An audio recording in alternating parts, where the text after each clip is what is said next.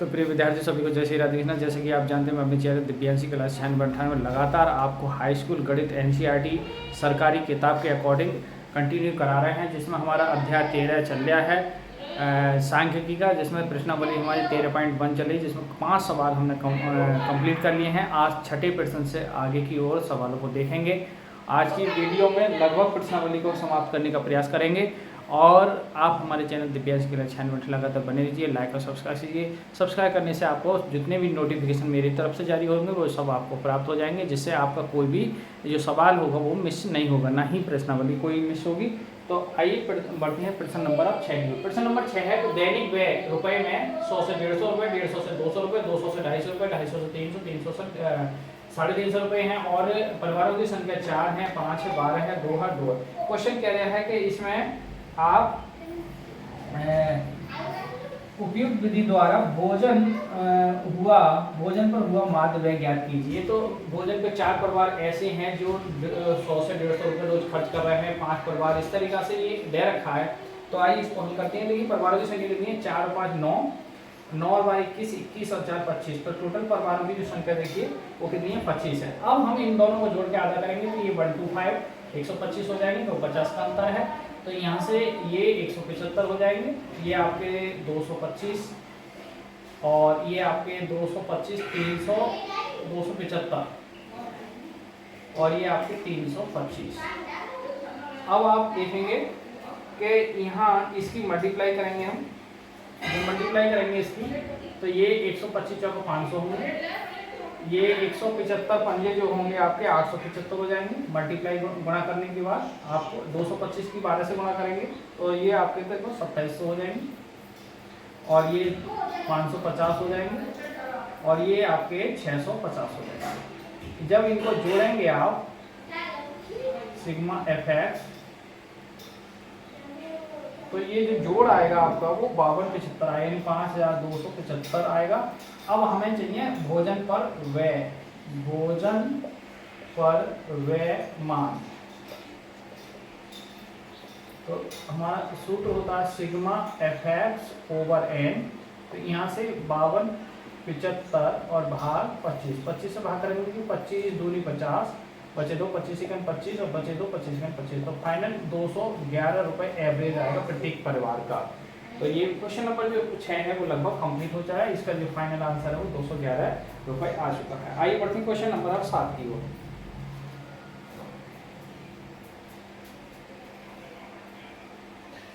आइए विद्यार्थी question number बढ़ते हैं 7 की ओर। क्वेश्चन नंबर 7 है SO2 यानी सल्फर डाइऑक्साइड की सांद्रता और बारंबारता दे रखी है। देखिए कह रहा है इसका सल्फर और डाइऑक्साइड की जो कह रहा है सांद्रता का माध्य ज्ञात कीजिए। आइए इसको हल करते हैं। देखिए इन दोनों को जोड़ के आधा करेंगे तो 4 का आधा 0.02 हो जाएगा, फिर 4 और 6, ये 4 का अंतर है तो 0.6 हो जाएगा, फिर 0.10, फिर ये 0.14 होगा, ये 0.18 और ये 0.22।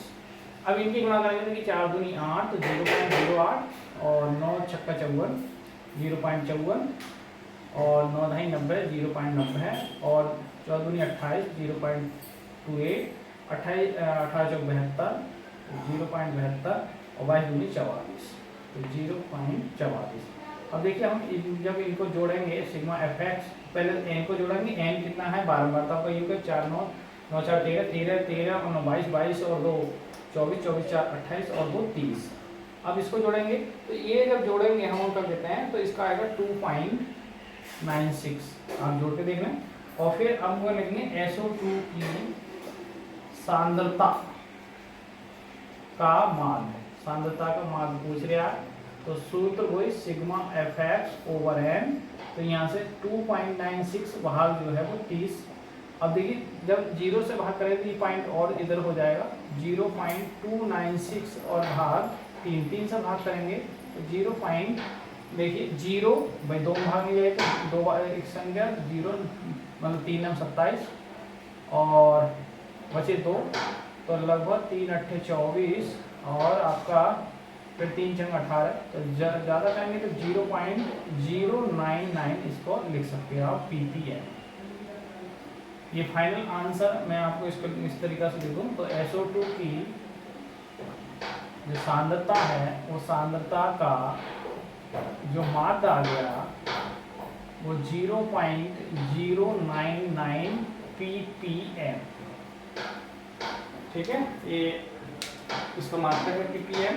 तो इस तरीका से ये क्वेश्चन नंबर 7 भी हमारा क्या हो जाता है, कंप्लीट हो जाता है। आइए बढ़ते हैं हम क्वेश्चन नंबर 8। इस प्रश्नावली में टोटल सवाल 9 हैं और 9 सवाल हम आज की वीडियो में कवर करेंगे। तो आपकी जो प्रश्नावली 13.2 में कवर पहुंचाएंगे, जिसमें हमारा फिर बहुलक शुरू होगा। आइए विद्यार्थी बढ़ते हैं क्वेश्चन नंबर 8। क्वेश्चन नंबर 8 है, दिनों की संख्या दे रखा है, विद्यार्थी संख्या ऐसे 0 से 6 यानी 6 दिन तक, अगर 0 से 6 से कम विद्यार्थी दिन उपस्थित रहे, यानी 6 से कम दिन में उपस्थित रहे वो 11 विद्यार्थी हैं। 6 से 10 के बीच में जो उपस्थित मतलब अनुपस्थित रहे वो 10 विद्यार्थी हैं, और 10 से 14 के बीच में जो अनुपस्थित रहे वो 7 हैं। 14 से 20 के में एक ये एवरेज निकाला है एक अध्यापक ने, तो उसमें ये दिनों की संख्या दे रहे, तो करें अनुपस्थित जो विद्यार्थियों की वो औसत बताओ, एवरेज कितना है। एवरेज का मतलब माध्य पूछ गया। तो आइए इसको हम हल करते हैं। देखिए बड़े क्वेश्चन हैं, तो यहाँ 0 6 को जोड़ के 3 हो जाएंगे, इसके आगे 16 के आगे 8 हो जाएंगे, यहाँ 14 और 24 के आगे 12 हो जाएंगे, यहाँ 34 के 17 हो जाएंगे, और ये 20 और 28 के 48 के आगे फिर आपके 24 हो जाएंगे, और 38 देखिए कितने होंगे 28 आप लगाएं इसमें, तो ये को 8 8 16 66 तो 33 हो जाएंगे इसके, 8 8 16 3 2 5 1 66 हो जाएंगे, 66 का 33 होंगे, 38 और 40 ये 78 हो जाएंगे, और 78 के जो आधे होंगे वो आपके 39 हो जाएंगे। अब इनकी मल्टीप्लाई में 3 से 11 तो 11 33, 10 8 80, और 12 7 84, और 17 चौक 68, और 24 चौक 96, और 33 किया 99, और फिर 39 का 39। अब देखिए पहले n जोड़ेंगे, तो n जब जोड़ेंगे n का जो मान होगा 11 और 21 21 28 28 4 32 32 और 4 36 36 और 4 40। अब यहाँ ये जोड़ेंगे सिग्मा एफ एक्स की वैल्यू, तो जब ये जोड़ेंगे आप तो लगभग ये 499 आएगा। आप जोड़ लें इसको। अब आप वो करेगा अनुपस्थित विद्यार्थियों का मान पूछ रहा है, तो सूत्र वही sigma F X over N. तो यहाँ से सिग्मा एफ एक्स की वैल्यू वो 499 है, और भाग जो है वो 40 है। 0 काट के पॉइंट लगा सकते हैं, तो 49.9 को भाग करेंगे 4 से, 4 एकम 4 और 4 दूनी 8, अच्छा 1 बचा, तो 4 चौक 16, 3 4 सत्ते 4। फिर देखिए 4 एकम 4 4 दूनी 8 बचा 1, और 4 चौक 16, 3 बचेंगे 30 हो जाएंगे, 4 सत्ते 28, 4 दूनी 20। तो लगभग 4 पॉइंट जो आएगा इसका 12 पॉइंट इतना अनुपस्थित एवरेज जो है वो रहा लगभग एक विद्यार्थी। तो इस प्रकार के क्वेश्चन नंबर जो 8 भी कंप्लीट हो जाता है। आज की वीडियो तो अंतिम प्रश्न की ओर बढ़ते हैं, और इस प्रश्नावली का भी अंतिम है 13.1 का लास्ट क्वेश्चन है नंबर। आइए उसकी ओर उसको भी देखते हैं। आइए विद्यार्थी बढ़ते हैं प्रश्नावली 13.1 का सांख्यिकी जो चल रही है हमारी स्टैटिक्स 13.1 का 9वां प्रश्न है और लास्ट प्रश्न है इस प्रश्नावली का। तो आइए इसको भी हल करते हैं। साक्षरता दर है इतनी दे रखी है, देखिए साक्षरता दर रखी है, नगरों की संख्या दे रखी है।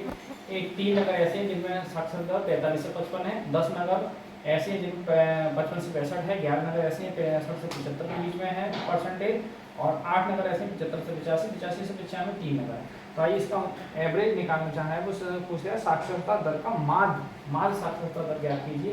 तो इन दोनों को जोड़ के आगे करेंगे तो ये देखिए आपके 100 हो जाएंगे, 100 के 50, ये जोड़ेंगे हम तो ये 60 हो जाएंगे, और इनके आगे ये 60, ये जाके आपका 70, और ये आपका 80, और ये आपका 90 है। इनकी गुणा करेंगे तो देखिए 5 के 15 यानी 150, और ये 600 हो जाएंगे, और 11 7 77 770 हो जाएंगे, और 8 64 यानी 840, और 9 27 270 640, और आप इनको जोड़ेंगे तो यहाँ से देखिए 3 और 10 13 13 13 13 24 24 और 8 आपके 32 3 35। अच्छा ये सिग्मा एफ एक्स जोड़ेंगे हम, तो सिग्मा एफ एक्स की जब वैल्यू आप जोड़ेंगे तो ये आएगा 24 30 2430। हमें चाहिए साक्षरता दर का मान, साक्षरता मान, तो साक्षरता मान x बराबर वही सिग्मा एफ एक्स बटे एन। तो यहाँ से x बार बराबर, देखिए सिग्मा एफ एक्स की वैल्यू 24 30 और भाग कितनी है 35।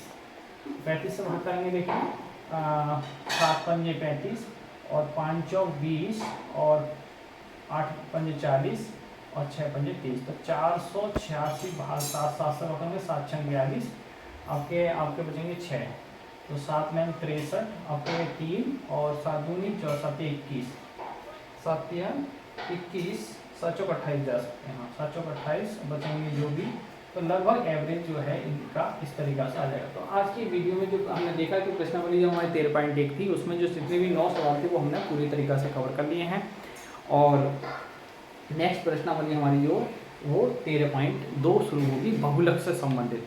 तो बहुलक की जानकारी भी हम चलिए समय रहते देते थे। बहुलक के बारे में वैसे हम जो है सूत्र आपको इकट्ठे कंटेस्ट करा चुके हैं, बहुलक, माध्य और समांतर माध्य 3 ही हैं आपके, 6 नंबर में जरूर ये क्वेश्चन आएंगे। तो आप आज की वीडियो को हम यहीं विराम देते हैं। एक बस बहुलक का सूत्र और नोट करा दीजिए। आइए बहुलक के सूत्र को और देख लेते हैं।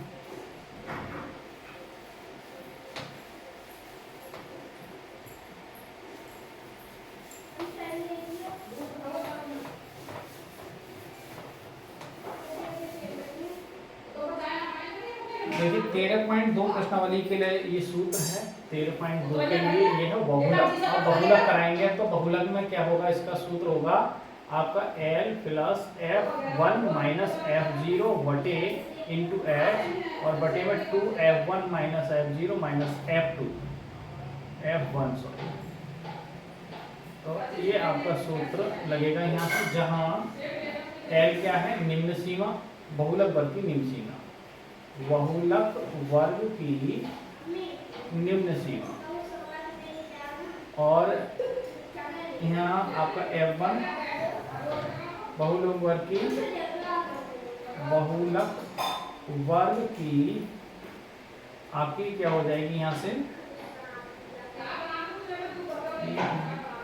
F0 ही दे रखा है क्या,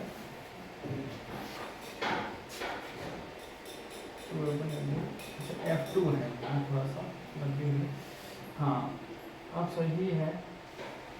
तो F1 जो है वो बहुलक वर्ग की बारंबारता है, अच्छा, और F0 जो है वो बहुलक वर्ग की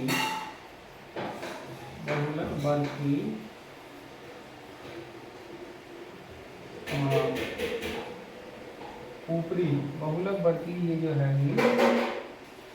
F1 बहुलक वर्ग की बारंबारता हो जाएगी, ये बहुलक F1 बारंबारता सही है, और F0 जो बहुलक वर्ग की ठीक पहले की, बहुलक वर्ग की ठीक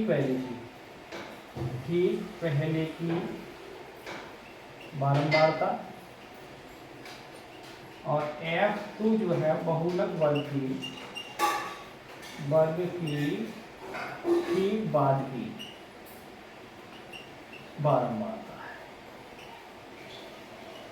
और H जो है, अब इसमें H जो है आपका लेंगे वो वर्ग अंतराल की माप है, वर्ग अंतराल की माप। इस प्रकार ये है, और आप ये बहुलक से वर्ग से संबंधित है। ये 13.2 कल जो नेक्स्ट प्रश्नावली होगी उसमें ये बहुलक ये सूत्र लगेगा, इसी के पूरे सवाल होंगे।